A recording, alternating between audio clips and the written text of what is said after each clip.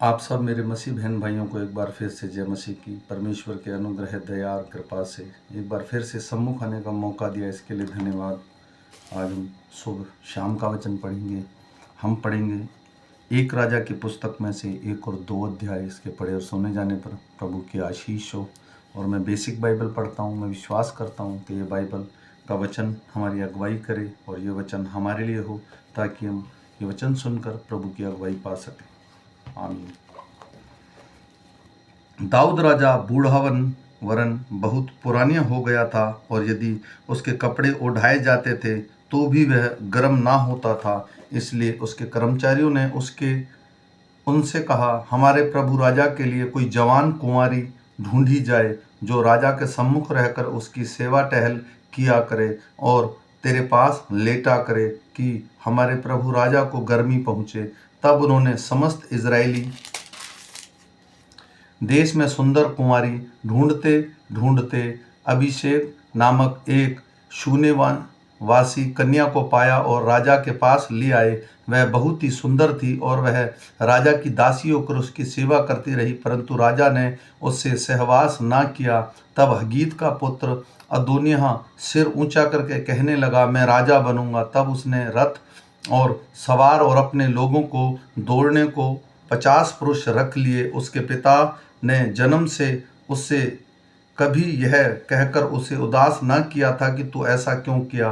तब बहुत रूपवान था और अबशलोम के बाद उसका जन्म हुआ था। उसने सरूयाह के पुत्र योआब से और एब्यातार याजक से बातचीत की और उन्हें उसके पीछे होकर उसकी सहायता की।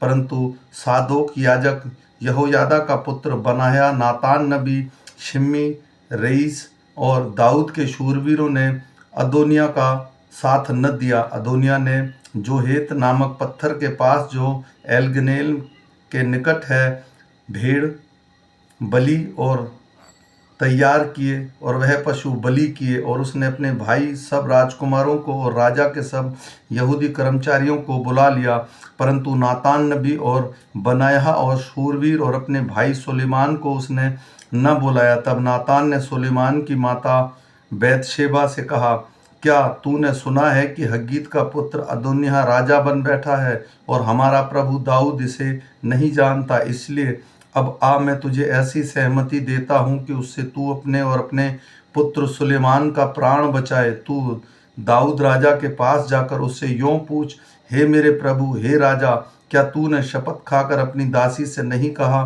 कि तेरा पुत्र सुलेमान मेरे बाद राजा होगा और वह मेरी राजगद्दी पर विराजेगा? और अदोनिय्याह क्यों राजा बन बैठा है? और जब तू वहां राजा से ऐसी बातें करती रहेगी, तब मैं तेरे पीछे आकर तेरी बात को पुष्ट करूंगा। तब बेतशेबा राजा के पास कोठरी में गई। राजा बहुत बूढ़ा था और उसकी सेवा टहल शनेमीन अबीशग करती थी। बेतशेबा ने झुककर राजा को दंडवत की और राजा ने पूछा, तू क्या चाहती है? उसने उत्तर दिया, हे मेरे प्रभु, तू तो अपने परमेश्वर यहोवा की शपथ खाकर अपनी दासी के साथ था, दासी से कहा था, तेरा पुत्र सुलेमान मेरे बाद राजा होगा और वह मेरी गद्दी पर विराजेगा। अब देख, अदोनिय्याह राजा बन बैठा है और अब तक मेरा प्रभु राजा उसे नहीं जानता। उसने बहुत से बैल तैयार किए, पशु और भेड़ बलि की और सब राजकुमारों को, एब्यातार याजक और योआब सेनापति को बुलवाया है, परंतु तेरे दास सुलेमान को नहीं बुलाया। और हे मेरे प्रभु, हे राजा, सारे इज़राइल की आंख तेरी ओर लगी है कि तू उनसे कहे कि हमारे प्रभु राजा की गद्दी उसके बाद कौन बैठेगा। नहीं तो जब हमारा प्रभु राजा अपने पुरखाओं के संग सोएगा, तब मैं और मेरे पुत्र सुलेमान दोनों अपराधी गिने जाएंगे। यूं बेतशेबा राजा से बात कर ही रही थी कि नातान नबी भी आ गया और राजा ने कहा, नातान नबी हाजिर है। तब वह राजा के सम्मुख आया और मुंह के बल गिरकर राजा को दंडवत की। तब नातान कहने लगा, हे मेरे प्रभु, हे राजा, क्या तूने कहा है अदोनिय्याह मेरे बाद राजा होगा और वह मेरी गद्दी पर विराजेगा? देख, उसने आज नीचे जाकर बहुत से बैल तैयार किए हुए पशु और भेड़ बलि की और सब राजकुमार और सेनापतियों को और एब्यातार याजक को भी बुला लिया है, और वे उसके सम्मुख खाते पीते हुए कह रहे हैं, अदोनिया राजा जीवित रहे, परंतु मुझ तेरे दास को और सदोक याजक और यहोयादा के पुत्र बनाया और तेरा दास सुलेमान को उसने नहीं बुलाया। क्या यह तेरे प्रभु राजा की ओर से हुआ? तूने तो अपने दास को यह नहीं जताया है कि प्रभु राजा की गद्दी पर कौन इसके बाद विराजेगा। दाऊद ने कहा, बेतशेबा को मेरे पास बुलाओ। तब वह राजा के पास आकर उसके सामने खड़ी हुई। राजा ने शपथ खाकर कहा, यहोवा मेरा प्राण सब जोखिम से बचाता आया है और उसके जीवन की शपथ, जैसा मैंने तुझसे इज़राइल के परमेश्वर यहोवा की शपथ खाकर कहा था, तेरा पुत्र सुलेमान मेरे बाद राजा होगा और वह हमारे बदले मेरी गद्दी पर विराजेगा, वैसा ही मैं निश्चय आज के दिन करूंगा। तब बेतशेबा ने भूमि पर मुंह के बल गिरकर राजा को दंडवत करके कहा, मेरा प्रभु राजा दाऊद सदा तक जीवित रहे। तब दाऊद राजा ने कहा, मेरे पास सदोक याजक, नातान नबी, यहोयादा के पुत्र बनाया को बुलाओ। अंत वे राजा के सामने आए। राजा ने उनसे कहा, अपने प्रभु के कर्मचारियों को साथ लेकर मेरे पुत्र सुलेमान को मेरे निजी खच्चर पर चढ़ाओ और गीहोन को ले जाओ और वहां सादोक याजक और नातान नबी इज़राइल का राजा होने को उसकी अभिषेक करें। तब तुम सब नरसिंगा फूंक कर कहना, राजा सुलेमान जीवित रहे, और तुम उसके पीछे पीछे इधर आना और वह आकर मेरे सिंहासन पर विराजे, क्योंकि मेरे बदले वही राजा होगा और उसको मैंने इज़राइल का यहूदा का प्रधान होने को ठहराया है। तब यहोयादा के पुत्र बनाया ने कहा, आमीन। मेरे प्रभु राजा का परमेश्वर यहोवा भी ऐसा ही कहे। जिस रीति यहोवा मेरे प्रभु राजा के संग रहा, उसी रीति वह सुलेमान के भी संग रहे और उसका राज्य मेरे प्रभु दाऊद के राज्य के से भी अधिक बढ़ जाए। तब सदोक याजक और नातान नबी और यहोयादा का पुत्र बनाया करेतियों और फिलिस्तियों को संग लिए हुए नीचे गया और सुलेमान को राजा दाऊद के खच्चर पर चढ़ाकर गीहोन को ले चले। तब सादोक याजक ने यहोवा के तंबू में से तेल भरा हुआ सींग निकाला और सुलेमान का राज्याभिषेक किया। तब वे नरसिंगा फूंकने लगे और सब लोग बोल उठे, राजा सुलेमान जीवित रहे। तब सब लोग उसके पीछे पीछे बांसुरी बजाते और इतना बड़ा आनंद करते हुए ऊपर गए कि उसकी ध्वनि से पृथ्वी डोल उठी। जब अदोनिया और उसके सब अतिथि खा चुके थे, तब ध्वनि उनको सुनाई पड़ी। योआब ने नरसिंगे का शब्द सुनकर पूछा, नगर में हलचल और चिल्लाहट का शब्द क्यों हो रहा है? वह यह कह ही रहा था कि अब्यातार याजक का पुत्र योनातान आया और अदोनिया ने उससे कहा, भीतर आ, तू तो भला मनुष्य है और भला समाचार भी लाया होगा। योनातान ने अदोनिया से कहा, सचमुच हमारे प्रभु राजा दाऊद ने सुलेमान को राजा बना दिया। और राजा ने सदोक याजक, नातान नबी और यहोयादा के पुत्र बनाया और करेतियों और फिलितियों को उसके संग भेज दिया और उन्होंने उसको राजा के खच्चर पर चढ़ाया है। और सादोक याजक और नातान नबी ने गीहोन में उसका राज्याभिषेक किया है और वह वहां से आनंद करता हुआ ऊपर गया है कि नगर में हलचल मच गई। और जो शब्द तुम सुनाई पड़ रहा है वही है, सुलेमान राजगद्दी पर विराज ही रहा है। फिर राजा के कर्मचारी हमारे प्रभु दाऊद राजा ने यह कहकर धन्य कहने आए, तेरे परमेश्वर सुलेमान का नाम तेरे नाम से भी महान हो और उसका राज्य तेरे राज्य से भी अधिक बढ़ाए। और राजा ने अपने पलंग पर दंडवत की और फिर राजा ने यह भी कहा, इज़राइल का परमेश्वर यहोवा धन्य है, जिसने आज मेरे देखते एक मेरी गद्दी पर विराजमान किया है। तब उसने अर्थात अदोनिया के संग थे थरथरा उठे और उठकर अपना अपना मार्ग लिया। और अदोनिया सुलेमान से डर कर उठा और जाकर वेदी के सींगों को पकड़ लिया। तब सुलेमान ने यह समाचार मिला, अदोनिया सुलेमान राजा से डर गया है और वे वेदी के सींगों को यह कहकर पकड़ लिया है, आज राजा सुलेमान शपथ खाए कि अपने दास को तलवार से न मार डालेगा। सुलेमान ने कहा, यदि वह भलमानसी दिखाए तो मैं उसका बाल भूमि पर भी गिरने न पाएगा, परंतु यदि उसमें दुष्टता पाई जाए तो वह मारा जाएगा।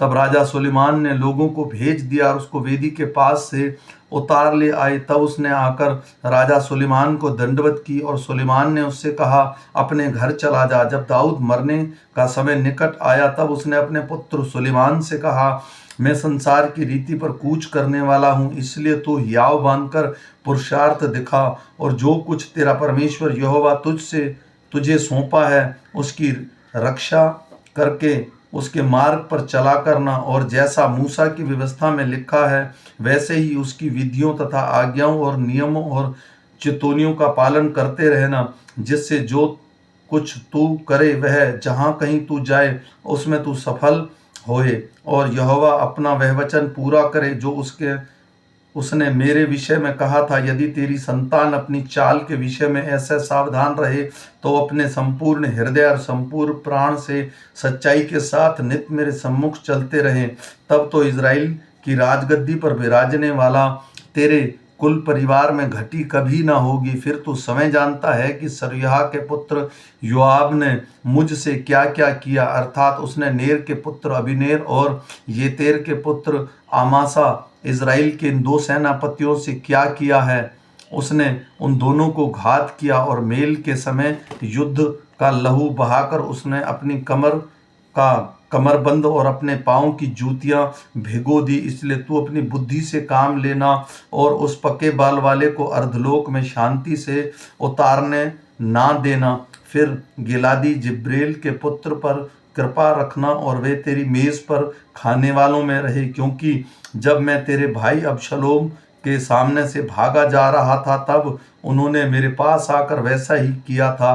फिर सुन, तेरे पास ब्यामीनी गेरा का पुत्र बहुरीम शिम्मी रहता है। जिस दिन मैं हमनेम को जाता था उस दिन उसने मुझे कड़ाई से श्राप दिया था, और जब वह मेरी भेंट के लिए यरदान को आया तब मैंने उससे यहोवा की यह शपथ खाई कि मैं तुझे तलवार से ना मार डालूंगा, परंतु अब तू उसे निर्दोष ना ठहराना। तू तो बुद्धिमान पुरुष है, तुझे मालूम होगा कि उसके साथ क्या करना चाहिए, और उस पक्के बाल वाले का लहू बहाकर उसे अर्धलोक में उतार देना। तब दाऊद अपने पुरखाओं के संग सो गया और दाऊदपुर में उसे मिट्टी दी गई। दाऊद ने इज़राइल पर 40 वर्ष राज्य किया। 7 वर्ष तो उसने हेब्रोन और 37 वर्ष यरूशलेम पर राज्य किया था। तब सुलेमान अपने पिता दाऊद की राजगद्दी पर विराजमान हुआ और उसका राज्य बहुत दृढ़ हुआ। तब हगीत का पुत्र अदोनिय्याह सुलेमान की माता बेतशेबा के पास आया।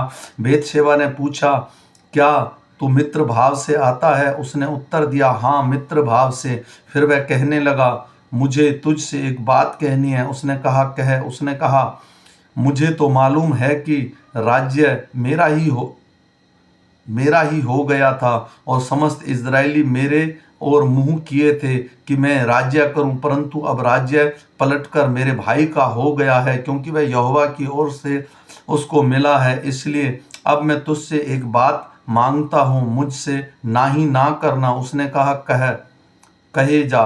उसने कहा, राजा सुलेमान तुझसे ना ही ना करेगा, इसलिए उसमें कह कि वह मुझे शिमेनेमी अबीशग को ब्याह दे।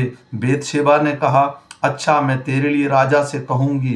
तब बेतशेबा अदोनिय्याह के लिए राजा सुलेमान से बातचीत करने को उसके पास गई, और राजा उसकी भेंट के लिए उठा और उसे दंडवत करके अपने सिंहासन पर बैठ गया। फिर राजा ने अपनी माता के लिए एक सिंहासन रख दिया और वह उसकी दाहिनी ओर बैठ गई। तब वह कहने लगी, मैं तुझसे एक छोटा सा वरदान मांगती हूँ, इसलिए मुझसे ना ही ना करना। राजा ने कहा, हे माता, मांग, मैं तुझसे ना ही ना करूँगा। उसने कहा, वह शिनमेनी अबीशग तेरे भाई अदोनिय्याह को ब्याह दी जाए। राजा सुलेमान ने अपनी माता को उत्तर दिया, तू अदोनिय्याह के लिए सुलेमान अबीशग ही क्यों मांगती है? उसके लिए राज्य भी मांग, क्योंकि वह मेरा बड़ा भाई है।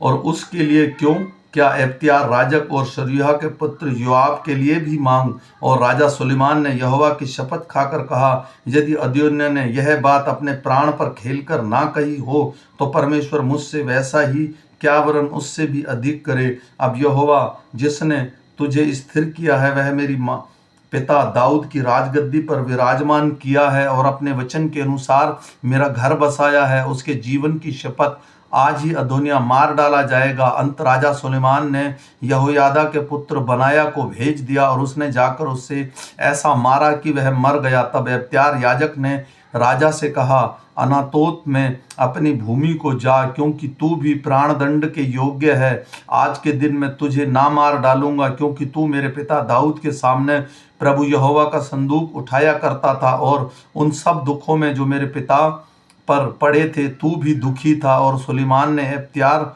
को यहोवा के याजक होने के पद से उतार दिया, इसलिए कि जो वचन यहोवा ने एली के वंश के विषय में शीलो में कहा था वह पूरा हो जाए। इसका समाचार योआब तक पहुंचा। योआब अबशलोम के पीछे तो नहीं हो लिया था, परंतु अदोनिय्याह के पीछे हो लिया था। तब योआब यहोवा के तंबू से भाग गया और वेदी के सींगों को पकड़ लिया। तब राजा सुलेमान को यह समाचार मिला, योआब यहोवा के तंबू को भाग गया, वह वेदी के पास है। तब सुलेमान ने यहोयादा का पुत्र बनाया को यह कहकर भेजा कि तू जाकर उसे मार डाल। तब बनाया ने यहोवा के तंबू के पास जाकर उससे कहा, राजा की यह आज्ञा है कि निकल आ। उसने कहा, नहीं, यहीं मर जाऊंगा। तब बनाया ने लौटकर यह संदेश राजा को दिया, योआब ने मुझे यह उत्तर दिया है। राजा ने उससे कहा, उसके कहने के अनुसार उसे मार डाल, उसे मिट्टी दे। ऐसा करके निर्दोष का खून जो योआब ने किया उसका दोषी तू मुझ पर से और मेरे पिता के घराने से दूर करेगा, और यहोवा उसके सिर पर खून